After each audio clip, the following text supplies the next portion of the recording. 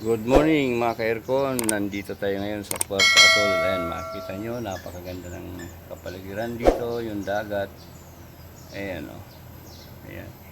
Tanaw na po yung bataan. Tsaka yung corridor. So, dito tayo ngayon sa isang resort sa Puerto Azul. Ayan, makapansin naman yung mga bahay dito, yung kapaligiran. So, meron tayong gagawin ditong aircon. Ayan, split type. Ayan yung ating gagawin. So ito yung may problema, mahina daw ang lamig. So ayun, halos walang kalamig, walang kainit-init yung outdoor. So ibig sabihin may problema yung system nito. Ito yung room na pinapalamig niya. Bali ano to, rent, parang hotel. Ayan, dito may window type dito. So ayan yung split type na ating gagawin. Ayan.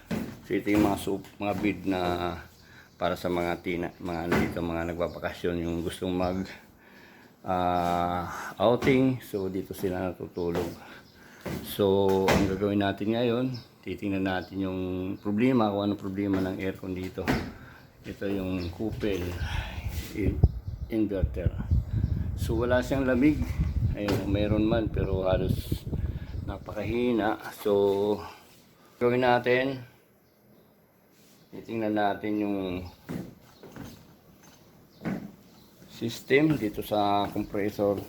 Ayan yung compressor. Titingnan natin kung ano yung problema nito. So malamang mayroon itong leak. So hanapin natin ito kung mayroon na siyang micro leak dito sa kanyang mga copper line. Ayan, tingnan natin yung copper line. So ayan yung kanyang copper tube. Ayan, pataas. So hanapin natin to. Yan, din dito sa outdoor. So bubuksan ko na mga ka-aircon. And okay. So una natin gagawin, kakabitan natin ng ating manifold gauge dito sa low side para ma-check natin kung ilan yung kanyang karga. So bubuksan natin dito sa charging port. Ayan. So kakabitan natin ng ating hose. Ayan o. Tingnan natin kung may karga. Ayan, kabit natin.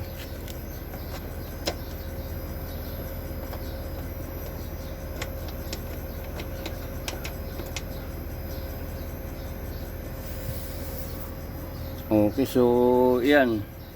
So dito pala makikita natin na wala na talaga, ayan o, halos nag-vacuum na. Ibig sabihin wala nang kalaman-laman yung system. Ibig sabihin ito mayroon siyang leak. So yun ang hanapin natin mga ka-aircon.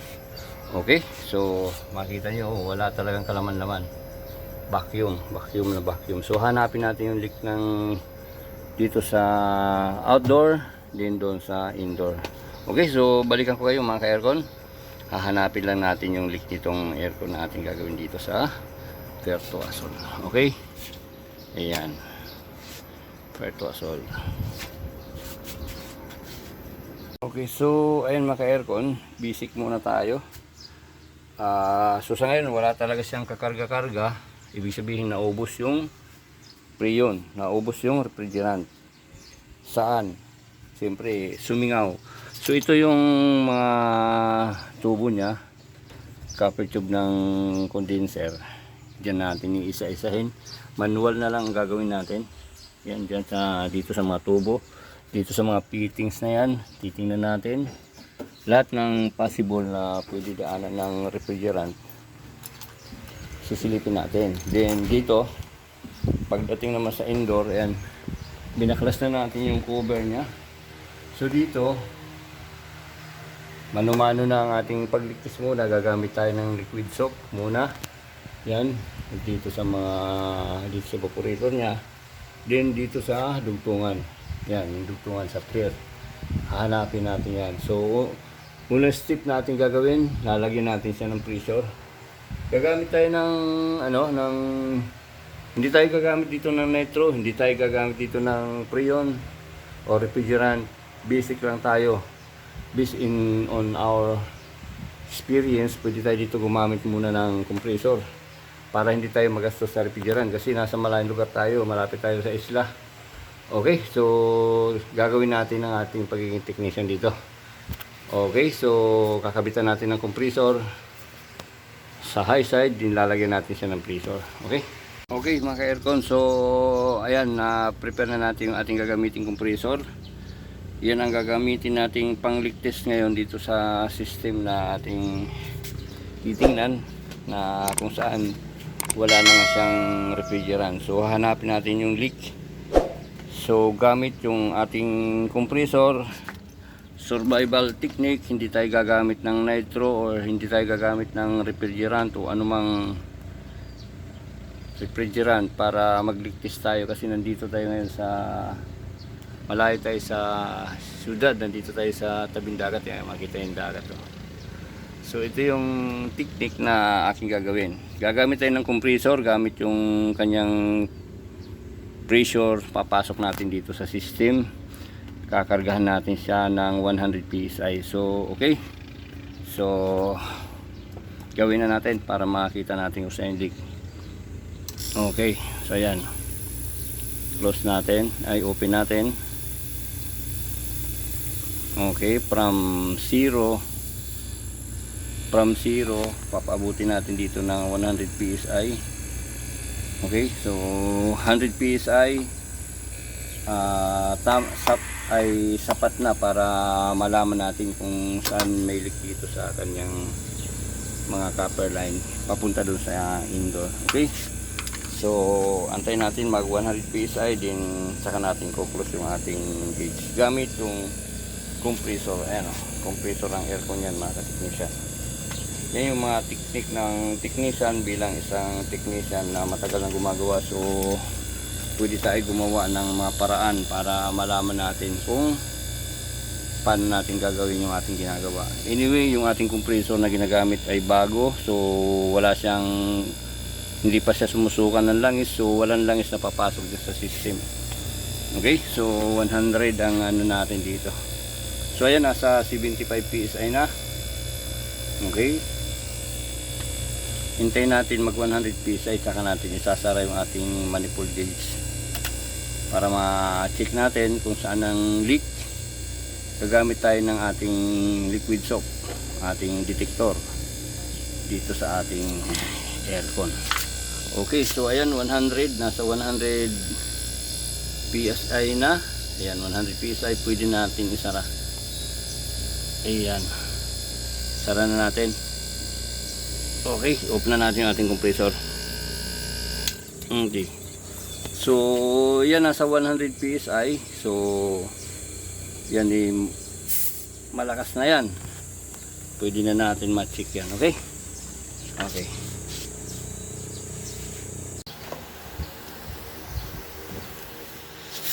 Yan, lakas ng likod diyan sa may puno. Wala talaga, factory defect. Kaya pala mabilis mawala ng ano, singaw. Mabilis mawala ng pre, no?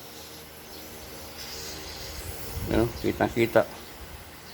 Hindi na pwedeng hinangin yan kasi nasa puno. Ayun, ayun, lakas ng singaw.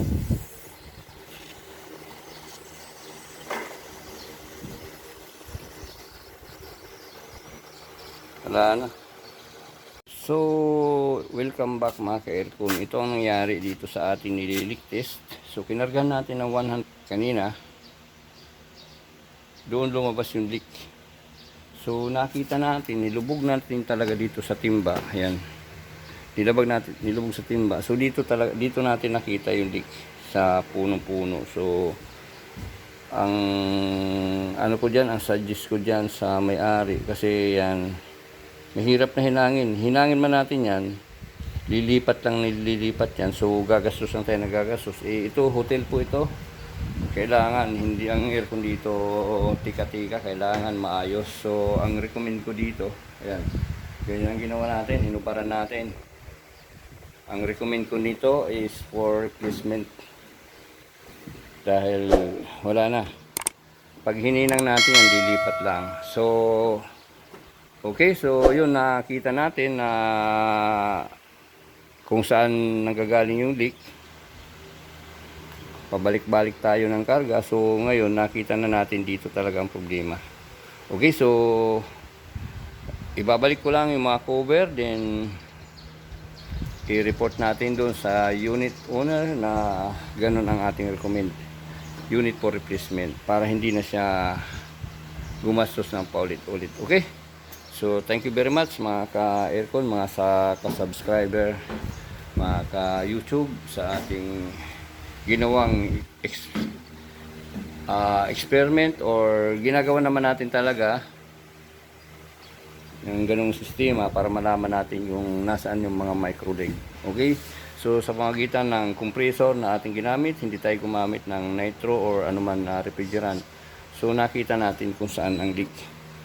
Okay, yan, actual po yan na ginawa, hindi yun sa shop. Kasi sa shop ipuputulin yan, din ilulubog pati yan. So dito actual, based on our experience sa pagtitechnician, so alam na natin kung ano ang mga dapat gawin ng isang aircon na may problema ng ganito. Okay, so see you next mga ka-aircon.